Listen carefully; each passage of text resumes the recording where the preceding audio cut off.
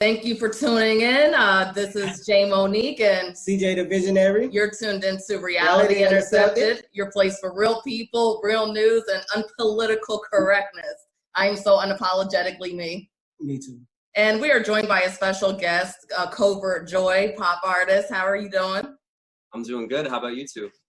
I'm pretty good. Yeah, pretty good. So you're in New York, right? Yeah, I'm in Bushwick. Oh man, so we're in Florida, but we hear about New York all the time since this COVID-19 thing. For the Yankees, right? Because of the Yankees, that's why you're hearing about New York. I mean, I haven't left my apartment in a while, so I'm not really sure what's going on outside. You know? Okay. I'm joking. You got me. You guys are like, what the fuck do we tell him? Oh God, he's in for a world. Yeah. Yeah, we've definitely seen your governor Andrew Cuomo like pretty much all the time. Yes. On the news, on the streams. It's almost like all the other governors are pretty much following his lead in a way. I mean, at this point too, Cuomo is basically kind of my competition for press right now, you know, with the single. Like, it's kind of like, you know, I want to be like, what can I do to guide New York so that the attention comes back to them? I'm just kidding. he really has been doing an amazing job. I mean, I'm so impressed by how he's handled it. Because you can't prep. I mean, you can prep theoretically for something like this, but no, he's had missteps, obviously, but yeah. Yeah, he's amazing. I like the way he just break everything down and keep it real, keep it 100. He don't sugarcoat or try to hide nothing. No. He's not like, everything's fine. We're doing great, guys. You can tune to other networks. That sounds like somebody else I know, but I don't call his name. Yeah. No, he's still, it's crazy. He has that perfect balance, I feel like, of like delivering what needs to be said and being honest, not being like, so everything's great, but without being like, panic, you know, like he has that kind of like that perfect balance, I feel like. I don't know. Yeah. Yeah, I pretty much feel the same way about that. So speaking of your single, what are you warning people about? I'm warning them about, apparently now it's coronavirus. So I've become the spokesperson. No one knows it yet, but for my following, I've become the spokesperson. No, it's in reality, it's a song that I got to this place where I was looking at sort of like where I've been at with relationships, with dating, and I wanted to kind of create this kind of fun song that basically says like, listen, like I'm warning you that there's no exclusivity maybe, or I'm warning you that this is who I am. This is where I'm at right now. You know what I mean? It's kind of like, here's where I'm at. There's no excuse now to say like, but you know, you left me with this impression. So it's kind of like, I'm just telling you how it is. And if you want to fuck with me, great. If you don't, also great. Not even show you the door. Just like, have a nice life. You know, there's no meanness. Keep it 100 from the start. That's literally, yep. I mean, I like that. I like that reference to the lyric, because it's there's a lyric in the song that says, "Because I told you from the start I was gonna break your heart." You know, so I like that aspect. Yeah. Yeah, you told them from the start, so they can't say nothing. I mean, they can still, but you know what I mean. At that point, it's kind of like it's a null point, you know. So you brought yourself into it. I already told you from the get-go. Exactly. You know, I feel like honestly, like whether it's that or something else, like why would you want to date if you're not being upfront about what your needs are, what you're looking for? You know what I mean? Right.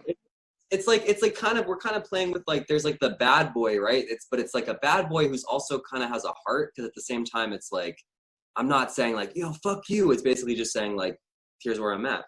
You know, I'm warning you. Yeah, pretty much. I shouldn't be touching my face. I can't be the spokesperson of COVID if I'm like rubbing my face. I think you're allowed to do that in your house, though. I think it's when you're out in public that you can't touch your face. I think people are walking into their homes and then they shut the door. Yeah, I think people get in and they get in the house, they put their coat up, they put the keys up, and then they go, just like start touching their face. You know what I mean? Because you've been having to restrain outside.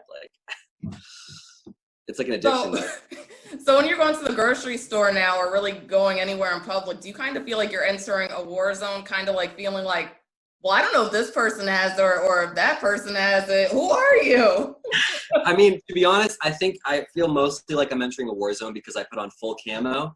But apart from that, no, it's a weird spot. Like I'm in a part of Brooklyn where there is like a lot of people still, but it's mostly families. The buildings are smaller, so it's not quite as congested as like New York. But I actually, just before this interview, I came from the grocery store, and I'm walking around and I'm thinking like, oh shit, everyone's got masks on. I'm like, I don't have, and then I like had this moment, I had a bandana on and I just went, pulled it right over the mouth, and I was like, boom. So if anything, it's making me feel more like kind of like MacGyver, because it's like, well, what do I have? Like, how can I survive off this? How can I turn a can of tomatoes into a radio? Not quite that, but you know what I mean. We get what you mean. Like, how can you turn apples into oranges and stuff exactly. like that? I mean, honestly, at that point, like, if I can turn an apple into an orange during this crisis, I'd be like, I wouldn't. I mean, that would just be fucking cool, you know. I know, right? You'd be a bad man. Right? Like, you know what? I got enough of this vitamin. Let me just get some vitamin C, and then it's like, boom, no scurvy. Okay. So, who are the artists that you mostly look up to, or who influence you the most? What's funny about this question is that when I think about my favorite artists, like the music I'm making right now is not necessarily like it doesn't make sense. But the artists that they're mostly artists I grew up with, so it would be the Beatles first and foremost. Like they're just my dad is obsessed with them, so I'd say the Beatles 100%. Pink Floyd for their experimentation. Let me shift. So those are, let's say, older artists. Right now, if I pick two current artists, I would say Billie Eilish and her brother Phineas. I think they're defining a really cool sound that's different. And then on another person of the current time, I'd say Kanye West, just because he's just, I mean, production. He's got his. I've been having conversations with my friend who's now sending me texts of Kanye lyrics every day. He'll fit into the conversation, and I'm just like, yeah. I mean, there's you can talk about his personality, you can talk about his personality, you can talk about his actions, his words, but like at the end of the day, he's just a creative genius, and I look up to him greatly. So yeah, Beatles, Pink Floyd, Kanye, and Billie Eilish and her brother Phineas, because they go together. Yeah. And now I'm pretty sure that she probably had maybe some type of shows before the whole COVID-19. So after this whole thing is over, the coronavirus, which I hope that it's over. Coronavirus. Yeah. I don't know what's going on by this point. I don't even think they know what's going on by this point. But do you have anything lined up after this is over, or what shows would you like to do, or who do you want to work with?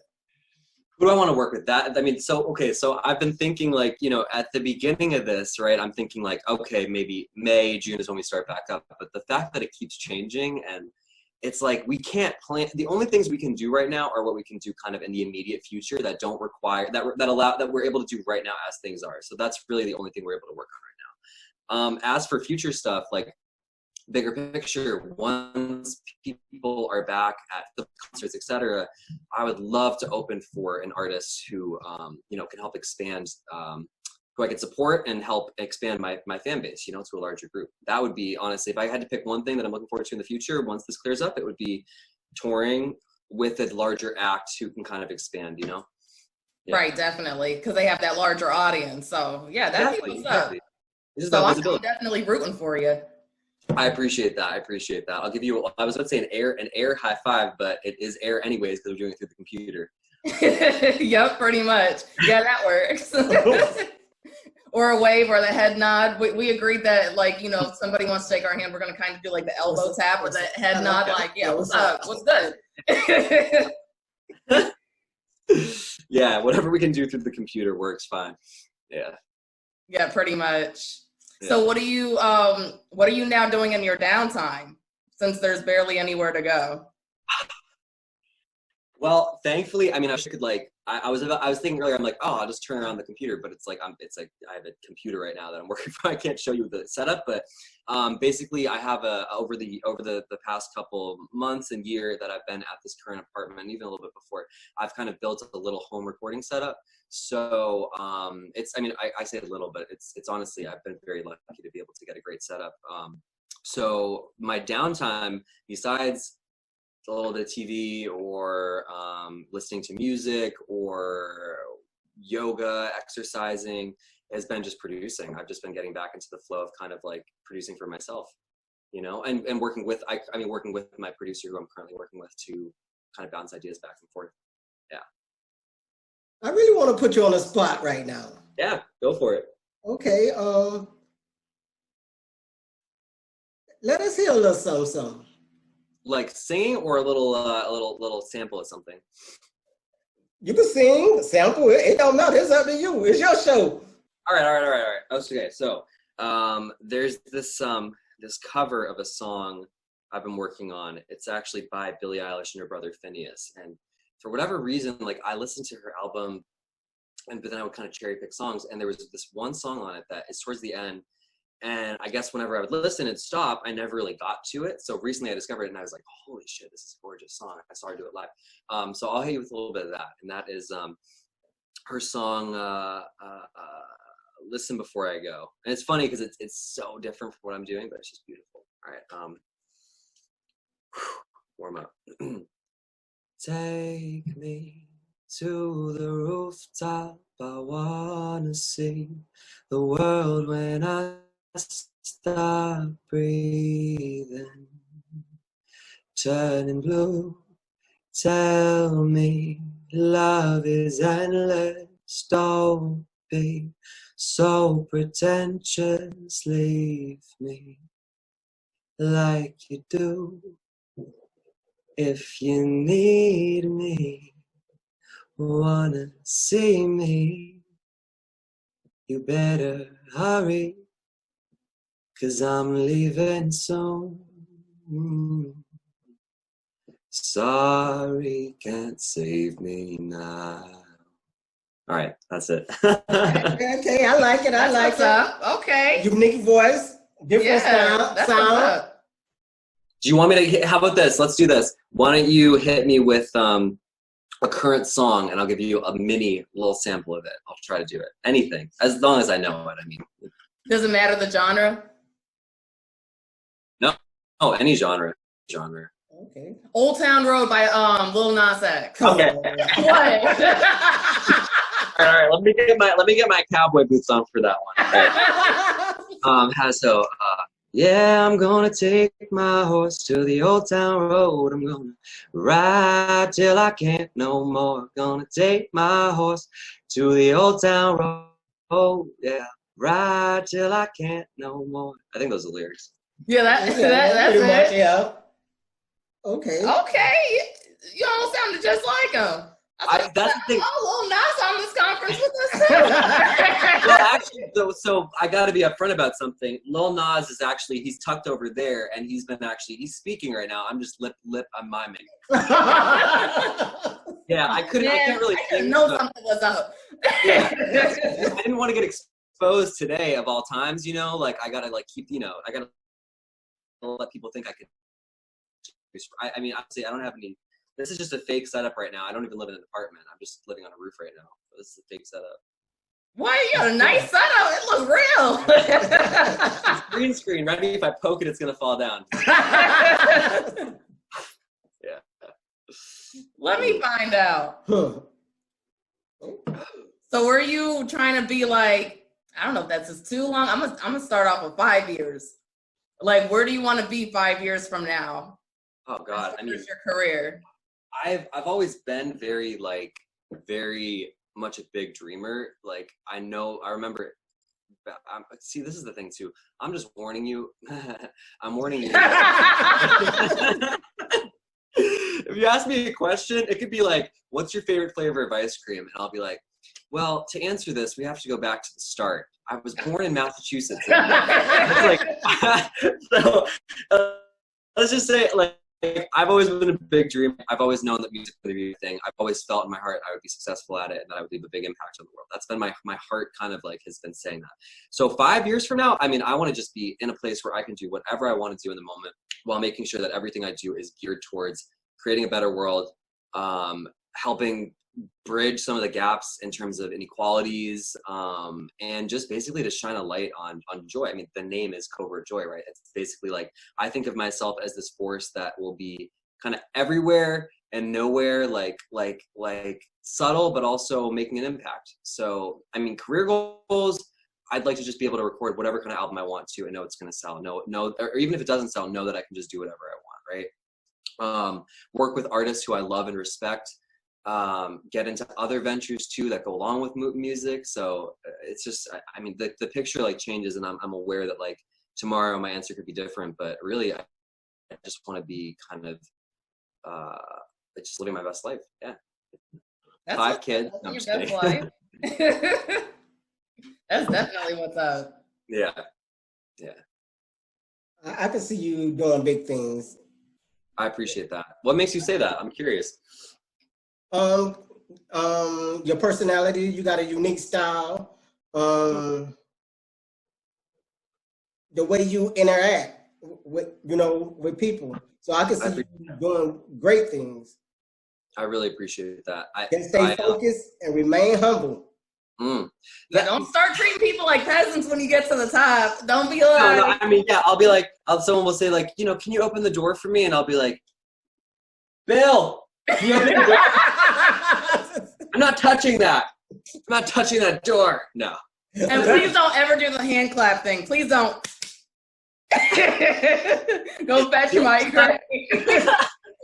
The only time I'll be doing the hand clap is to turn on and off my lights. That's the only time. That works. Okay. I don't know if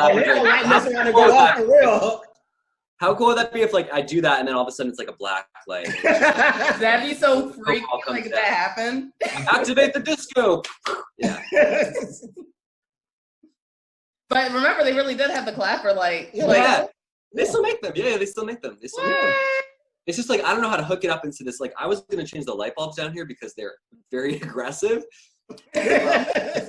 It's great for like seeing how someone really looks in the worst lighting, but at the same time, it's like I kind of wanted more of a vibe in the studio, right? So like I'm like looking, I finally am able to unscrew one of these lights, and it's like I pull it down, and it's not even like a light bulb I've ever seen. It's like some like alien-looking technology that I'm like, it's connected to a wire into the ceiling. I'm like, how the hell did you change this? I have no idea.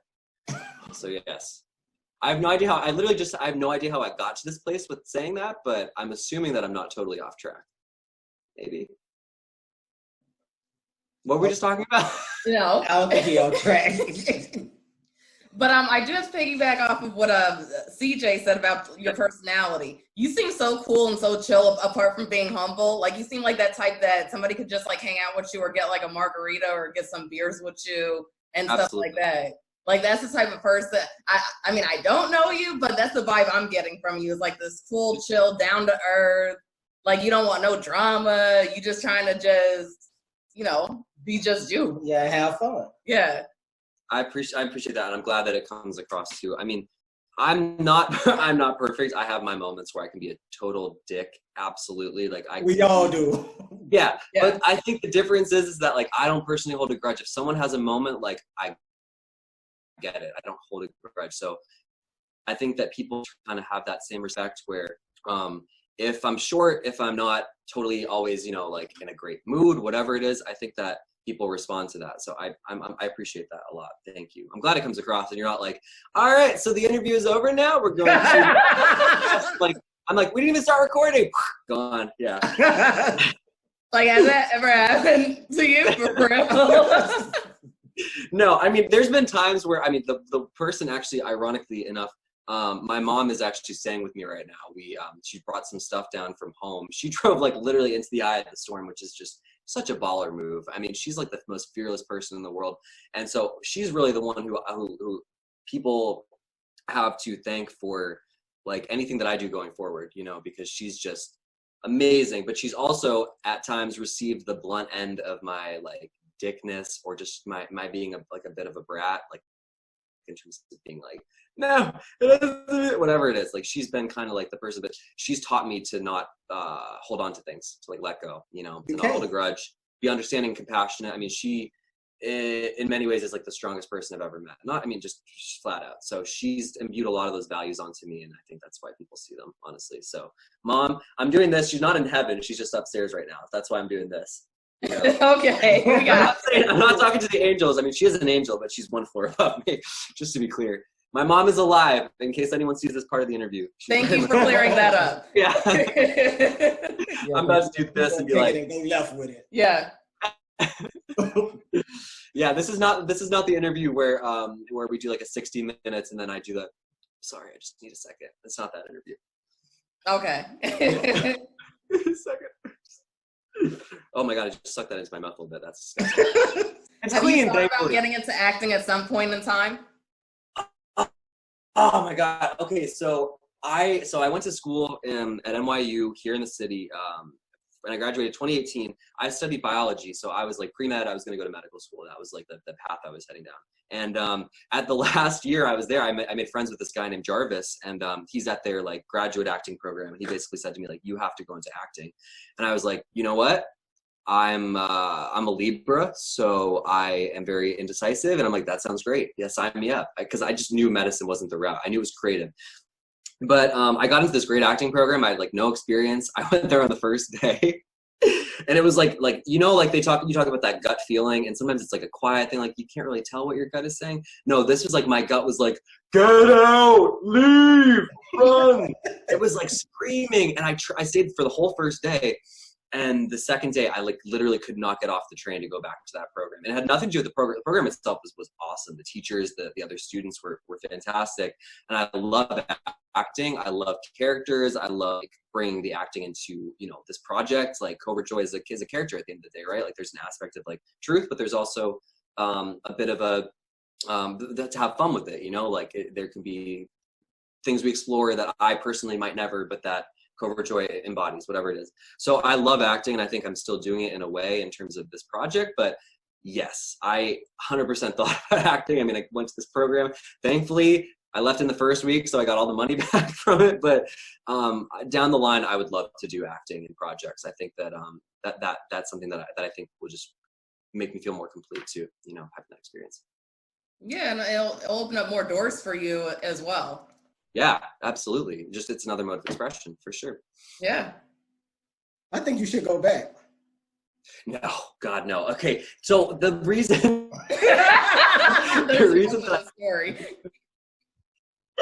the reason that I couldn't do it, yeah, there is more, but the more is not. It's not even drama. It's just that so my last year of college, I think it was January of that year, I made the switch to finally start producing for myself. Like prior to that, actually no one was really producing for me. I just prior to that, I was like writing songs on a voice memo, or like, I think I had a guitar at the time. I had an old guitar from my, that I bought a couple years ago, piece of shit, but like it did the trick. And so I would make songs, or I would rely on someone else to write songs with me. I had like a little band with a friend, and we were writing songs together.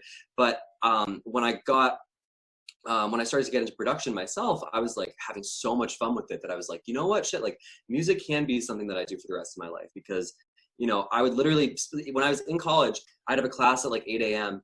and up until like 6 a.m. I might be awake, I might wake up at like 4 or 5 a.m. and then produce up until I had to go to class, because like I was tired as fuck and the course load was so heavy, but I like couldn't not do it. And so when I got to the acting program, as much as I love acting, I realized it was like 50 hours a week of classes plus another 20 hours of rehearsal, let's say, or 40 hours of classes, 20 hours of rehearsal. And I would have zero time to work on music. So even during the breaks of that first day when things were quiet, I had my laptop with me and I was producing. Like I could not do it. So it wasn't like about not liking the place I was at with the program. It was about, I knew in that moment, like so clearly, that music was the thing I had to focus on. Got more passion for music. Yeah, exactly. The passion was just, it was like I didn't even have a choice. There was no like me going, you know what, I'm going to give this program a shot. I have till the end of this week to decide.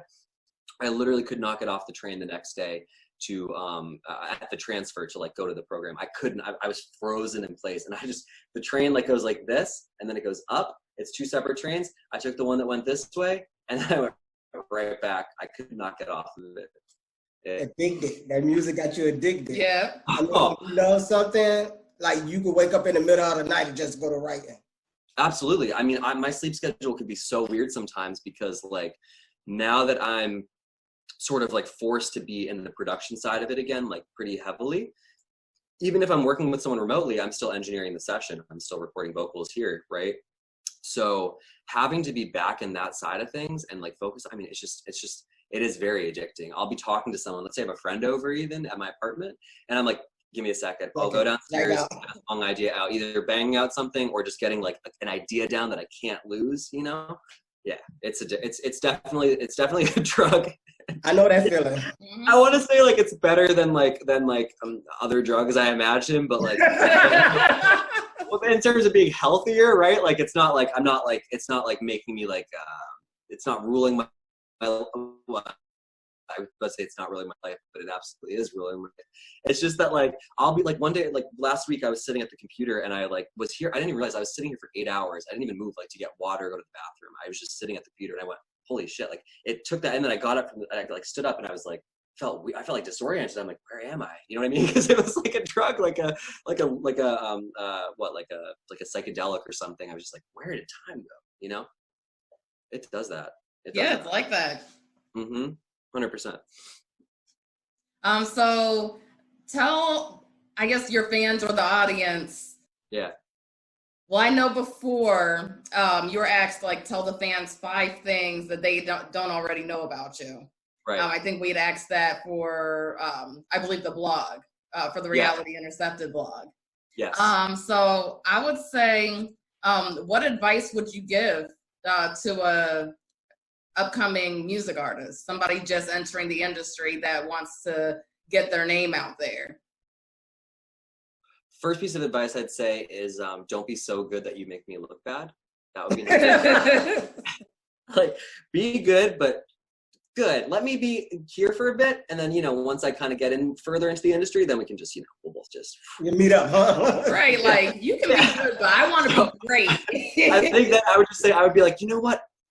Honor your grow your craft for a year, and then put the music out. Even if it's like I'll listen to the song, I'll be like, yeah, this is the best song I've ever heard. I'll be like, wait a year, because I can't. No, realistically, I mean, I think I have a collaborative spirit. So if someone was really passionate about music, you're talking about someone like personally, or someone that wants to get my advice or wants to like connect or is inspired by me. Is that who you mean? Yes. So I mean, first and foremost, if that person is someone who I feel like has something special, like is accessing a lane, even if it's a mainstream kind of style, but there's an edge to it, I would be like, do you want to work together first and foremost? Because like if I spot talent, I'm going to want to kind of ride the wave with them too. Why not do that? But I would really say like just make sure that what you're doing, even if right now you're not able to do like the full expression of what you want to do, whether it's because of resources or the sound you're going for will not sell, is not commercial. I would just basically say like find something that makes you stand out and like zoom in on that a bit, even if it's like a bit of seasoning, right? Although disclaimer, like I love putting seasoning on my chicken. Some people do not, and that is disgusting. Side note, but if it's the seasoning you put it on. Haven't you heard that? Haven't you seen people that like it's usually white people not putting seasoning? It's like they just like put a fully like the chicken. It's like open the package, right? Take the Purdue chicken out, put it on a sheet pan or something, and be like, just goes in the oven. I'm like, how do you not? Anyways, that was a total aside, but it might be that little bit of seasoning, right? It might be that little bit that just makes it stand out. You could do a mainstream trap beat that has the signature like boom boom, but you can distort the drums a bit. You can add some kind of layer to it that just makes it stand out. And that's kind of what I think is important. Like make a sound that you feel will sell, that people respond to, that's energizing, or that's just like really gets people charged, but that has you in it and that has something that makes it stand out, That's what my advice would be. Right, just like at this point they're probably like, I'm just gonna Google the question. At this point they're probably like, I'm just gonna Google it. That was a long answer, but basically you cool. It's just put you in it. Yeah. Oh, by the way, back to that seasoning. Yeah, I can't eat chicken or any type of meat that doesn't have some type of seasoning on it. That will never happen. Like it has to be like seasoned. I mean seasoned. Mm-hmm. That's like almost like right. Sometimes. Right? What do you say? What do you say? It ain't seasoned. It ain't right. No, it's just like you just look at that, and if someone served me unseasoned chicken on a platter, I don't care if it's just if it's just the sweetest person in the world, I will take the chicken and I will just go into the trash. It's not personal. It's just that is like asking someone who, I'm trying to think of a good analogy. Pretend I just put a good analogy there and we'll splice it in later. Okay. That's good, right? How about you two? How are you handling the situation in terms of like, how has it been with interviewing people and whatnot? The same way with you, pretty much either phone interviews or video interviews or emailing the interviews. So everything has pretty much been inside. You know, we're trying to stay away from people as much as possible as far as in person. As far as grocery shopping, it almost feels like going into a war zone. Like, honestly, I'm going to be honest with you. I've never been so scared to go grocery shopping in my life. Like, these are things I never thought about before. We ain't going nowhere.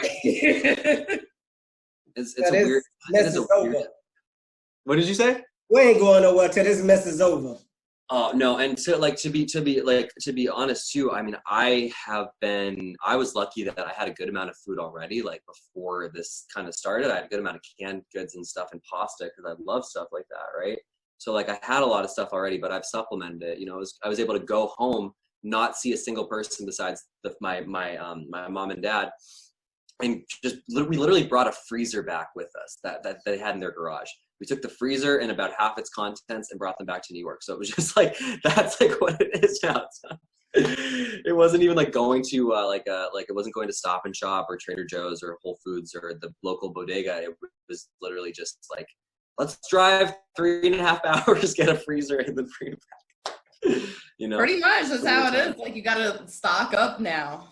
Right. Just to be clear too, I realize I see the backdrop behind you, and I keep thinking like, oh, that's New York, and then I go, they're in Florida, because I was about to be like, I just said bodega, and I'm like, do you guys have bodegas in Florida? Do you call them bodegas? Like a corner mart, a deli? I would say like in Miami, like Miami, Fort Lauderdale.